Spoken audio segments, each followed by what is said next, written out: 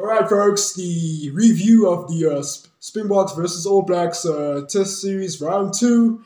And can you guys guess whose intro I just mimicked? Marky from 2 Cents Rugby. Shout out to you, right? Well, did I butcher it? No? Perhaps I should revert back to my own intro.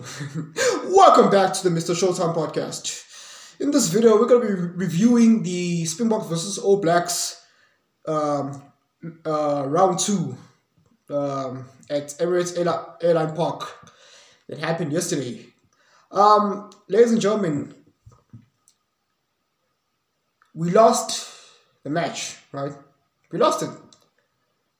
But although I'm upset about the outcome, I'm yet again impressed by the overall approach by the Springboks. I mean, yeah, if the Springboks are going to continue playing like this, then I'm proud to say that we are in a safe spot. We're in a safe place in terms of our approaches to the game, in terms of our game plan and whatnot. Our attack was spectacular yesterday. And listen, again, I've been going in on the Springbok coaching staff for their, weak attacking method, and rightfully so. And I'm also going to give them credit where credit is due, because, they've improved the Springboks attacking methods. They're starting to vary their attack. They're starting to, take initiative. We started to see some backline play, some creativity within the backline. Not an extravagant change, but somewhat of a move in the right direction, right? So credit to the Springboks coaching staff for, coaching a better improved approach to the game, right? Credit to the coaching staff, rightfully so. It's funny how certain content creators and certain detractors were saying, "Oh, Mrshowtym Stick is not our attacking coach, right? It's I forgot his name." Well, if Mrshowtym Stick is not our attacking coach, then oops, I guess credit's not gonna go to him. Well, I guess Mrshowtym Stick gets no credit then, since he's not the attacking coach. Okay, right? So listen. Mrshowtym Stick is in charge of the backline in some shape or form, and he has a prominent position, right? Whether he's coaching the kicking aspects, or hey, he was recruited for a reason. He has a primal approach within the backline. That I know for a fact. Okay, stop it. So let's talk about the All Blacks, shall we? I was watching the first 15 show on SuperSport throughout the week, and they had Jeff Wilson come over to South Africa, and he apparently was right. He said that the Springboks probably won't play a more improved version of the game they played in the first match, and apparently he was right. And then, the All Blacks, obviously, Ian Fozzie's All Blacks, they obviously were able to pinpoint certain weaknesses, certain holes within our defense. What I see the All Blacks did, or what they did this time around, is they played more faster. They recycled the ball more quicker. And they played a little bit more expansive, cross-kicking. Bowling Barrett wasn't the star. I think the All Blacks players were a little bit more mentally switched on, right? So we can say that, hey, the All Blacks, they caught a rude awakening last weekend, and they said, okay, now we want to switch on again. And they did, right? It was a very close encounter. What made the Springboks lose last night is, again, credit to both sides. What made the Springboks lose, though, is we're simply unlucky. It was a close, nail-biting encounter, right? And certain things happened throughout the match. We were just unlucky. We could have won it. Peter Steph made that intercept. If the try line was just a little bit more closer, right? He was just inches away. And he offloaded to Lucanio Arm, and he was just inches short from the try line, right? So again, I'm happy with the current coaching methods of the Springboks, right? We need to continue this. Yes, we lost. Unfortunately, I'm sorry. We lost out on the Freedom Cup, right? I'm gutted about the outcome, right? And I was right. The All Blacks weren't in a bad place because I knew they were going to bounce back. But hey, they might lose against Argentina. Maybe not. We'll see. Right? Have the All Blacks found their feet once more? We don't know. Prior to yesterday, they've only won one out of their last 5 matches. So we don't know. But on the bright side is at least they get to keep Ian Fozzie. As a matter of fact, hey, I hope they can keep take Ian Foster all the way to the World Cup, because that means the All Blacks can fumble and stumble again, potentially, right? Just in time for the World Cup, during the World Cup, right? And they're gonna rue the day they hired Ian Fozzie in the first place, whereas they should have gone with Scott Robertson, but they didn't, right? That's what happens when you don't pick certain candidates that are just undeniably obvious, right? But anyway, moving on from that particular aspects,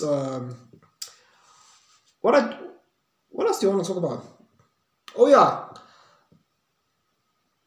I do not approve of this whole 6-2 split tactics. With regards to the substitutions. It's twice now in a row where one of our backline players is getting injured early, within the first minute. And then the Springbok management, we have to sort of play with a half panic mentality throughout the game. This whole 6-2 split, it's kind of risque. It's not worth it. Last week we had Faf de Klerk getting injured in the first 43 seconds. And now we had Jesse Creel, which I was kind of like, Jesse Creel got injured? Yeah, let him. You get him out of there, because I don't want him in the squad to begin with. So of all people to get injured, I was kind of smiling that it was Jesse Creel. Get him out. You shouldn't have been selected in the first place, right? Get him out.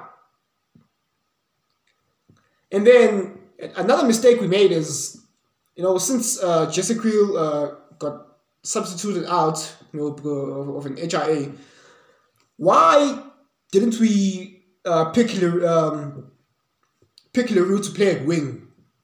He's played there before at a starting position, but oh no, management decided to shift Lucanio Arm from his prime position to the wing. And I'm guessing Jesse Creel played 13 throughout. Why? Why not just shift Leroux out to the wing? He's got more pace than Lucanio Arm. Lucanio Arm made certain a couple of line breaks, which, due to the fact that he doesn't have the pace of a winger, he got caught. Whereas if it was Leroux is a bit more, has a little bit more pace. He's a little bit more faster. He would have probably, ran all the way. And another thingy that made me say WTF is management, right? They panicked a little too early in the first half, somewhere around the 35th minute. Okay, Joseph Dweba was really costing us with the lineouts, of which again, Swayze the Brain was right. Marco Marx should start, but oh no, Owen Kumani and Jonathan Kwena and Robbie Kempo. Oh no, oh no, Bongi, I think Bongi should start because Marco Marx offers his impact off the bench. Woohoo! You know, the Mickey Mouse voices, right? And then they had to bring in Marx early on in the 38th minutes. Why not start Marx in the first place? What do you say now, Kempo? What do you guys say now? Do you now see that Swayze the Brain was right?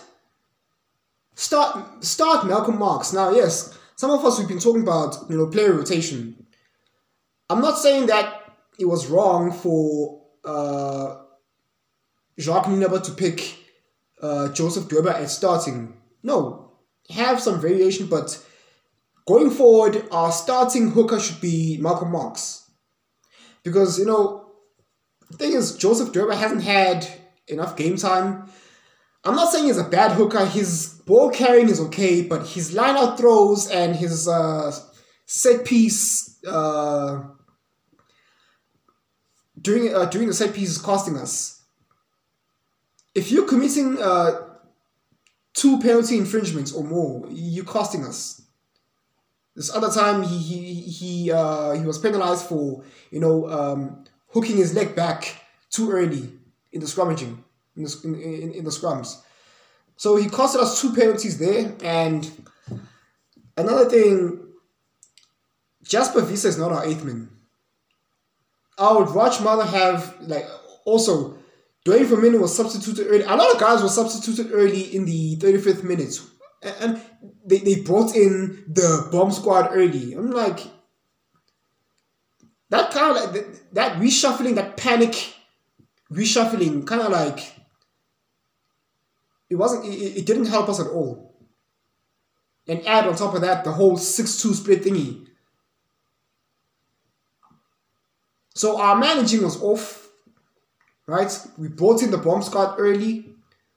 It kind of demoralizes the guys that were starting. It demoralizes Joseph Dweba. He was kind of sitting there, on the sideline. He was nodding. He was like... And I kind of feel for him because, okay, why take me out early if, you gave me a starting position in the starting lineup and then you substituting me early. I only played 30 minutes. It's demoralizing. Right? So, whereas in fact that, they should have brought in Malcolm Marx, they should have started with Malcolm Marx and bring in Joseph Dweba in the last 30. So instead of coming off in the first 30, you should have brought him on in the last 30. And also, again, Jasper Wiese is not our 8th man. He's just not. I'd rather have Ivan Roos. I would much rather see what he has to offer, and Marvin Ori and whatnot. But Dwayne Vermeulen, let's just stick to Dwayne Vermeulen at our starting lineup. But I was really upset. I was really sad because, again, any reason to penalize the Springboks. Jalen Hendrickse, he was penalized for obstruction. The type of obstruction that was arguable, where any other referee probably would have let it slide because he didn't change his direction horizontally. He didn't shift left or right. He just stopped. Whereas other referees say, okay, no, that's not obstruction because he didn't change his direction. He just stopped. But again, any reason to, after a brilliant line break by Lucanio Arm and that long pass to Makazole Mapimpi. Any reason to penalize the Springboks? Any reason? And this is coming from a person who hardly ever criticized the refs. But okay, fine, we'll take it on the chin. And then they immediately created another chance, pretty much in the same manner. We scored. Credit to how the Springboks played, right? We were just unlucky this time around. But again, now we're facing Australia. The guys are now flying out to Australia and taking on the Wallabies. This time around with the Wallabies, I'm not going to be too concerned about our game plan or how we win, whether we win by 10 points or 1 point. Our mission with the Wallabies is just to break that drought at home, beating Australia at home. And we have not only 1 but 2 opportunities to do so. So in the next round, I'm not going to be focused so much on how the Springboks would play. Obviously, we should have this similar geestful approach to the game, and let's just beat Australia. I don't care if we win by 20 points, cool. If we win by 1 point, it's cool. If we win by luck, cool. But our mission against the Wallabies is just to break the drought. Right? So yeah, that's all for now. And thanks for listening. Cheers.